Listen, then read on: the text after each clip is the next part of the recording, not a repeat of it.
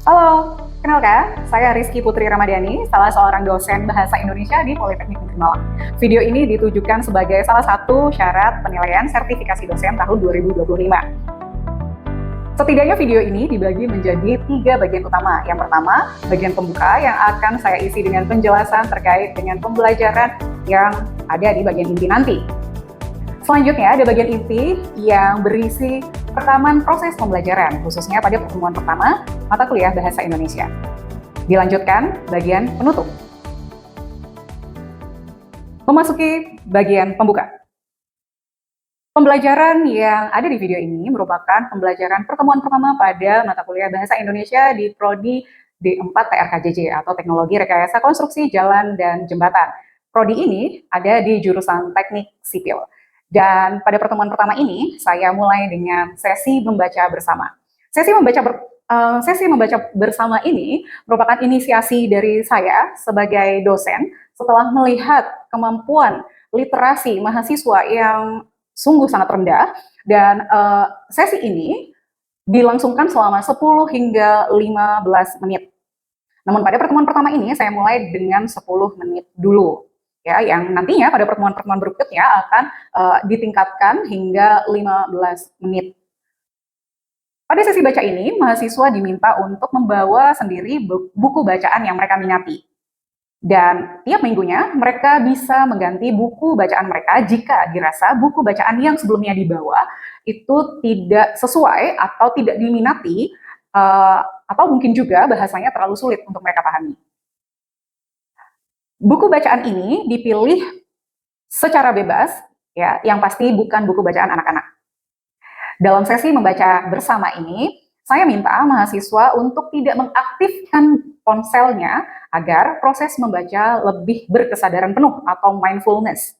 Ini ditujukan agar mahasiswa terbiasa melakukan segala sesuatu termasuk proses belajar secara berkesadaran penuh, agar mereka tidak mudah terdistraksi dengan gawai mereka.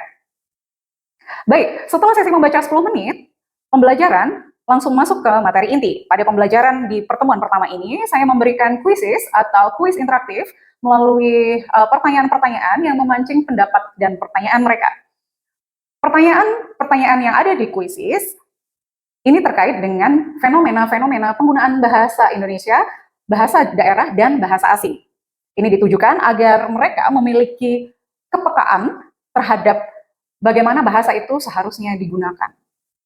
Selain itu, saya juga memberi pengantar terkait dengan bagaimana penggunaan Kamus Besar Bahasa Indonesia dan pedoman ejaan yang disempurnakan, utamanya versi kelima dari Kemdikbud.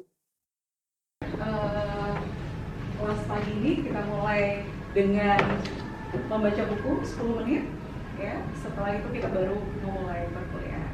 Baik, semuanya bawa buku? Oke, baik. Kita mulai sesi baca ini. Ya, saya akan pasang penghitung waktu sampai 10 menit. Setelah itu bisa diakhiri. Ya, baik. Silakan.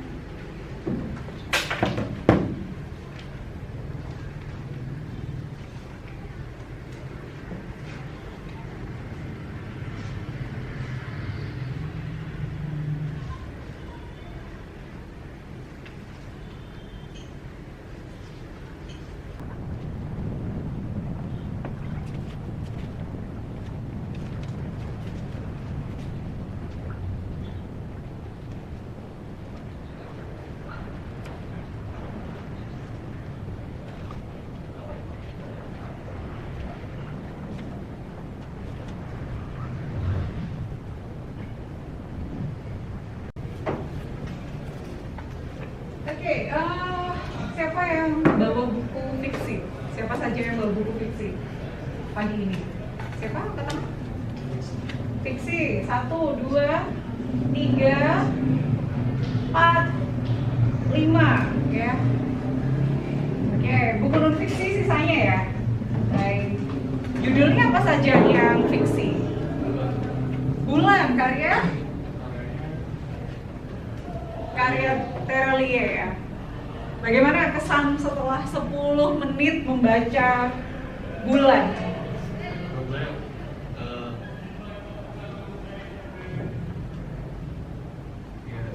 cukup seru sih. Cukup seru ya? Baru berapa halaman itu, Mas? Sampai 13 halaman ya, baru 13 halaman. Dan rencananya akan terus membaca itu atau mau ganti buku lain? seru semakin jadi mungkin masih baca. Oke, baik, sip. Ya, terima kasih. Ini nih saya lihat ada Cantik Itu Luka, karya Eka Kurniawan. Oke, sebelumnya sudah baca buku ini? Sudah Di rumah ya? Oke, nah bagaimana kesannya? saya masih shock karena bahasanya terlalu vulgar. Oh gitu, oh oke. Bahasanya terlalu vulgar, tapi membuat penasaran dan ingin baca lagi atau tidak? Iya pasti. Oh gitu ya, mungkin karena vulgar ya. Oke, karena ceritanya mungkin Mbak atau karena apa? Iya ceritanya cukup menarik karena membahas tentang zaman Belanda Jepang. Oh, settingnya ketika zaman Belanda dan Jepang ya, ketika penjajah. Oke, baik. Terima kasih. Siapa lagi yang fiksi? Mbak ya? Apa nih? Bumi dari Terelie. Bagaimana kesannya setelah baca ini? Kesannya seru karena itu kan series yang panjang. Jadi saya harus membaca selanjutnya Hmm. kepo sama cerita selanjutnya. Oh gitu ya. Penggemar Terelie? Iya. Oke, sudah biasa baca ya karyanya Terelie. Oke, baik. Sip, baik. Terima kasih. Yang lainnya tadi siapa ya? Yang fiksi ya? Oh iya, betul. Apa judulnya? Kurang pergi. Pulang Pergi, Terelie juga. Oke, banyak yang bawa Terelie ya? Oke, baik. Bagaimana kesannya setelah baca buku itu? Soalnya Seru. genrenya action. Action, oke. Settingnya di mana? Ya, di luar negeri bu. Di luar negeri. Berkeliling dunia. Oh, berkeliling dunia, pulang pergi ya. Oke, baik. Sip. Terima kasih. Nah, kalau yang non fiksi siapa nih? Mas, baca buku apa? Sebelum saya apa? Sebelum Filsafat. Sepertinya saya harus baca buku ini ya, karena saya suka filsafat. Oke, bagaimana kesannya setelah baca buku ini? Kesannya itu kata-katanya menurut saya itu ada sedikit serem. Jadi kayak harus memiliki atau lebih banyak membaca lagi supaya bisa mengerti makna dalam satu komik. Gitu. Oke. Jadi kata-katanya agak sulit, mungkin kosakatanya ya, karena filsafat ya. Biasanya buku-buku filsafat agak susah ya. Iya. Harus menambah jam terbang membaca ya. Oke, sip. Tapi mau lanjut baca itu? Dan saya masih penasaran. Oke, baik. Terima kasih. Ntar saya tutup pintu dulu lah ya. Suaranya kemana-mana. Oke. Mas, baca buku apa? Non fiksi bu. Non fiksi, judulnya apa? Judulnya memahami dan menyembuhkan trauma masa kecil. Wah, ini penting, ini penting. Ini ya, buku pengembangan diri ya? Iya bu. Kesannya seperti apa setelah baca buku itu?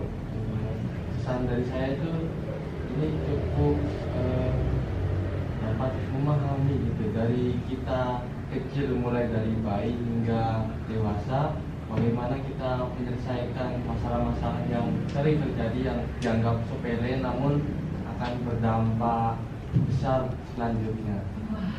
Selanjutnya siapa yang baca non fiksi? Iya, Mbak baca buku apa? Judulnya Gagal Menjadi Manusia dari Ghazali Kosamu. Baik, ini buku tentang apa? Bercerita tentang seorang anak laki-laki yang belajar untuk memahami dirinya sendiri sebagai seorang manusia. Tapi non fiksi ya? Ya, Berarti kisah nyata mungkin? Enggak juga. kemungkinan bisa. Oh gitu ya. Mau lanjut baca buku itu? Masih pikir-pikir lagi Bu, karena bahasa yang dipakai itu baku sekali, jadi saya perlu waktu buat memahami. Agak susah ya mungkin ya. Atau mungkin itu terjemahan atau bukan ya? Terjemahan sih Bu. Terjemahan ya, Iya. sepertinya ya, karena susah dipahami biasanya Iya. terjemahan. Oke, baik, silah, mohon maaf. Oke, lanjut Mas, baca buku apa? 5 cm loh, ini fiksi loh. Suka buku ini? Suka banget bu, saya juga suka sama film ini. Oh gitu, sudah naik ke Gunung Semeru? Belum, Oh, kan belum. masih ditutup. Oh masih bisa. Udah dibuka, orang bolo ya kan? Oke, baik, kesannya seperti apa buku itu? Seru sih bu, terus juga bahasa bukunya kayak nggak terlalu baku, ada yang bahasa gaul juga. Terus juga tadi saya ngebaca buku ada yang terlalu relate banget sama saya sebagai mahasiswa gitu. Oke, baik. Jadi ketika membaca buku itu seperti ini ya, apa namanya, menceritakan tentang kamu gitu ya, sangat sesuai dengan kehidupanmu begitu ya. Sip, lanjut baca kalau gitu. Mas, baca buku apa? Pergi. Tadi pulang pergi aja ya. Pulangnya nggak tahu di mana ya. Oke. Bagaimana kesannya? Kesannya menarik Bu, karena bergenre aksi dan ada selanjutnya. Ada edisi selanjutnya ya. Ada cerita lanjutannya di seri berikutnya. Oke, baik. Tentang apa sih itu? Pergi, Bu. Tentang apa? Tentang Kayaknya udah banyak yang dibaca, enggak? Baru berapa halaman? baru 20 halaman. 20 halaman ya, tapi mau lanjut baca itu? Mau. Sip, oke, baik.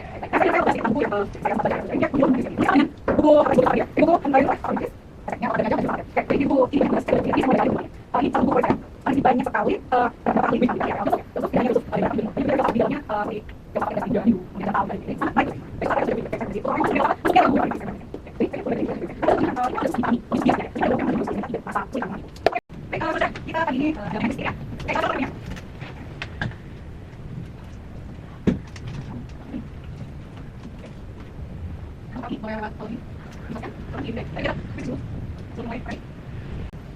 sudah ya? Oke, baik, kita akan mulai.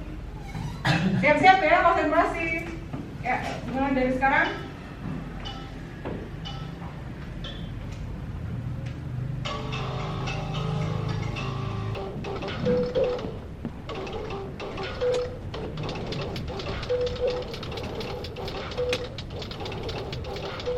Yuk, kita akhiri.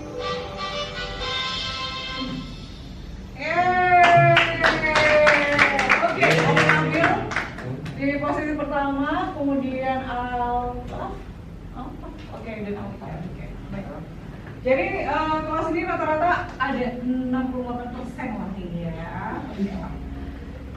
Jadi ini saudara-saudara jumlah jawaban benarnya, jawaban benar dan salahnya.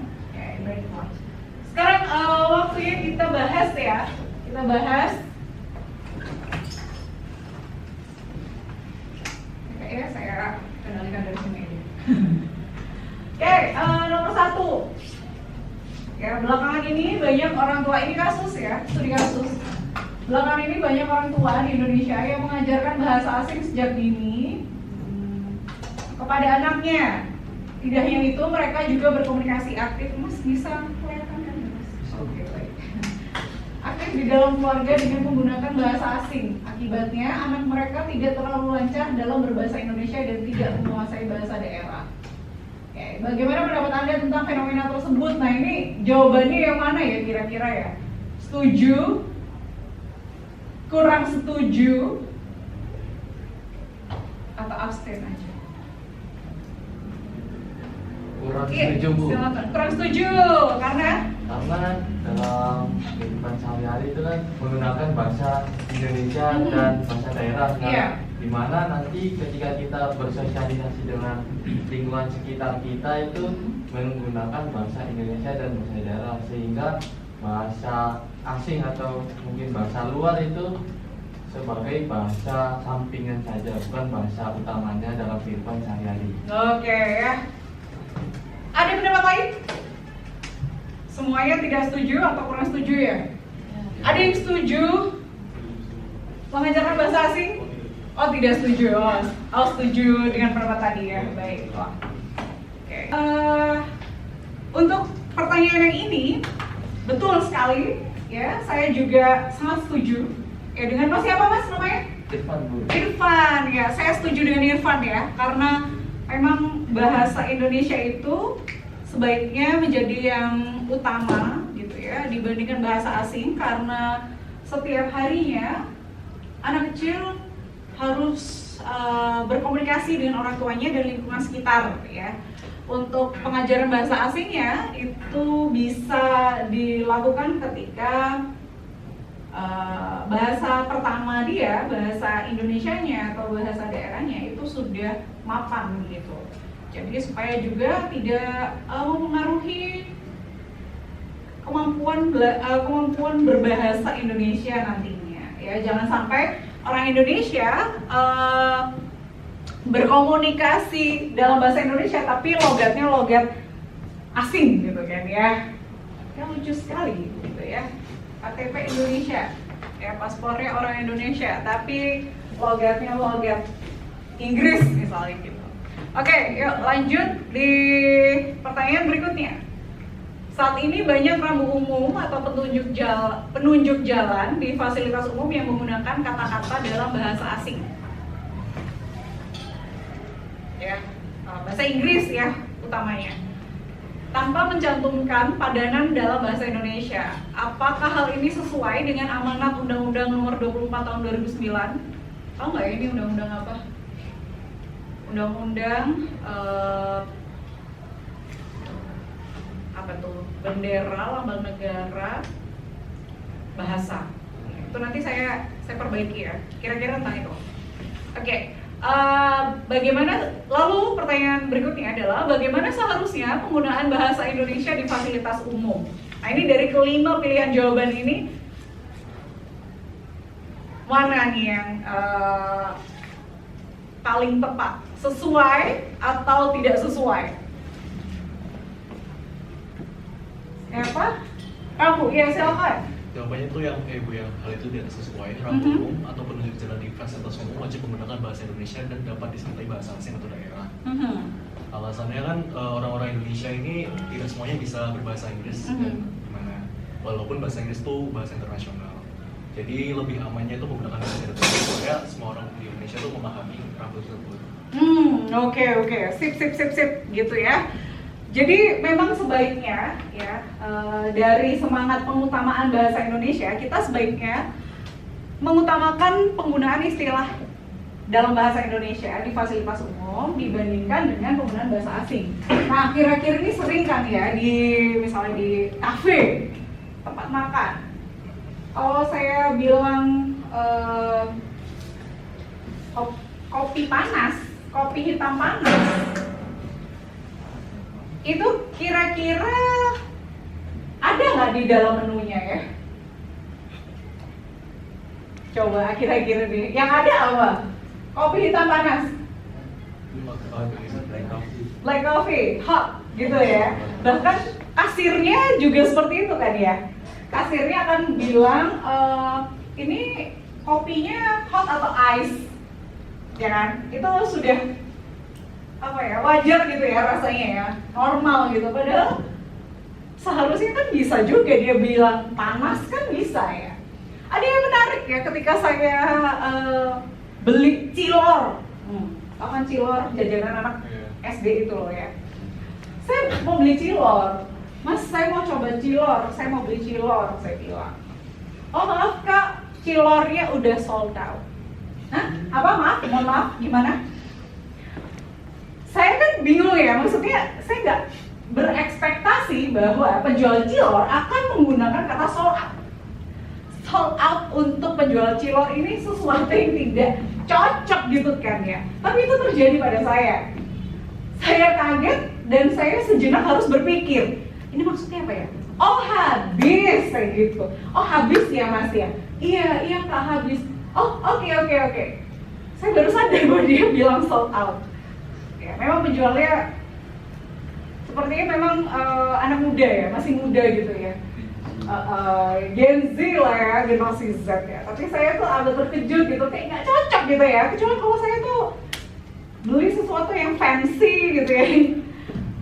Mungkin di di sebuah restoran yang mahal atau kafe yang lumayan mahal, mungkin saya nggak kaget gitu ya, tidak akan terkejut kalau dia bilang sold out. Tapi ini justru dia bilang sold out di pinggir jalan ya untuk menjual cilor. Baik seperti itu. Ada pendapat lain? Silakan. Udah ya, setuju kalau gitu ya. Oke, baik. Jadi sekarang mulai kritis tuh. Kalau ada rambu-rambu atau apa ya sifatnya publik lah gitu ya, penggunaan bahasa di ruang publik itu sebaiknya mengutamakan bahasa Indonesia. Oke, lanjut. Pertanyaan ketiga. Nah, ini tentang KBBI ya dan EYD. Jadi kalian diminta untuk memilih. Nah, diminta untuk memilih mana kegunaan Kamus Besar Bahasa Indonesia dan kegunaan EYD yang paling tepat kecuali. Nah, kalau ada kecuali berarti 4 jawaban yang lain betul ya. Oke. Jawabannya yang mana ya kira-kira ya?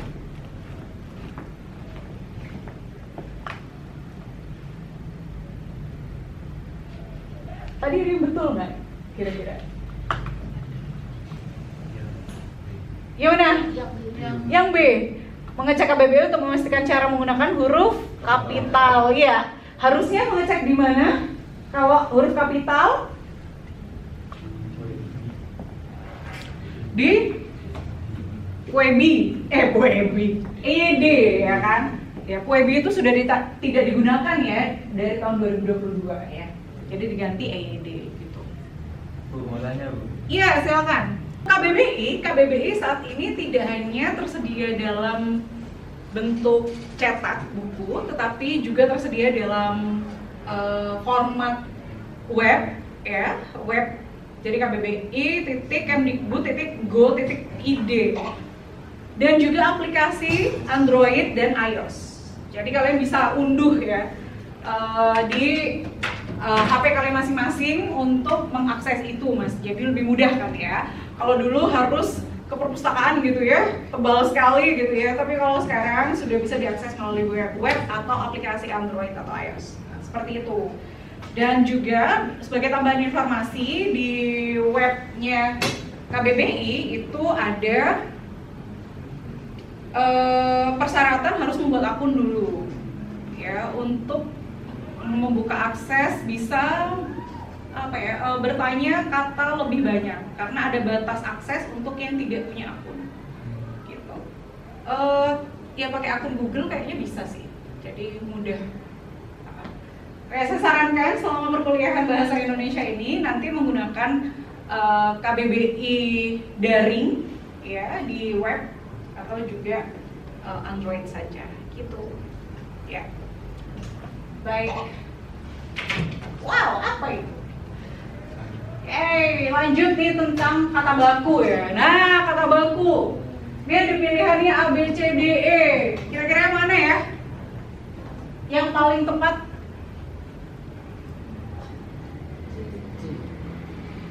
Yang paling tepat C. Andal di atas kerjasama silakan diubah. Siapa yang jawab C? Ini angkat tangannya ada yang nutup gini ya. Ini bukan angkat tangan berarti salah ini ya. Kalau ada yang nutup mulut salah ya berarti ya. Oke, baik. Tidak apa-apa karena ini di awal jadi salah tidak apa-apa ya. Jawabannya tadi apa? D. Diambil alih Sumatera silakan. Nah, kalau yang D yang salah apa? Diambil alih. Enggak dong. Silahkan pakai H. Silakan yang betul tanpa H ya, yang baku ya. Oke. Informasi baru ya. Nah, ya. Ini saya salah satu yang salah di situ.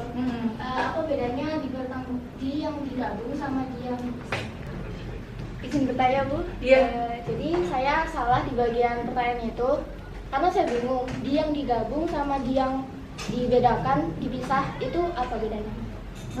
Oke. Di yang digabung dan di yang dipisah. Di yang digabung itu untuk baik, terima kasih ya pertanyaannya. Saya mau menjelaskan tentang di yang digabung dan di yang dipisah. Di yang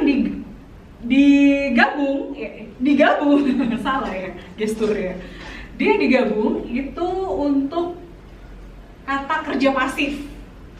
Ya, sedangkan di yang dipisah itu di-nya berfungsi sebagai preposisi ya atau kata depan penunjuk tempat. Oke, jadi oleh karena itu jawabannya tepat C ya, di atas, D-nya dipisah. Diubah D-nya digabung. Gitu. Oke, kalau diubah ini kata kerja pasif, kata kerja aktifnya apa? Dirubah. Kalian tahu rubah? Kalian tahu rubah? Di hutan. Di hutan ada rubah. Jadi, kalau dirubah berarti berubah menjadi rubah. Oke, nah ini sering salah paham ya tentang imbuhan di untuk kata ubah. Yang betul itu diubah karena kata dasarnya ubah. Kalau dapat me jadinya mengubah, betul. Tidak ada imbuhan mer ya. Tidak ada imbuhan mer. Jadi tidak akan menjadi dirubah merubah gitu ya. Baik, mengerti? Paham ya? Sip. Tak.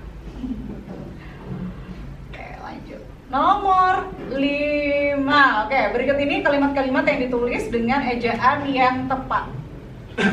Kecuali. Nah, kira-kira yang mana dari nomor 5 ini yang tepat? Yang tepat. Yang tidak tepat kan kecuali ya. Berarti yang E. Kenapa? Oh, kenapa? Bukannya C.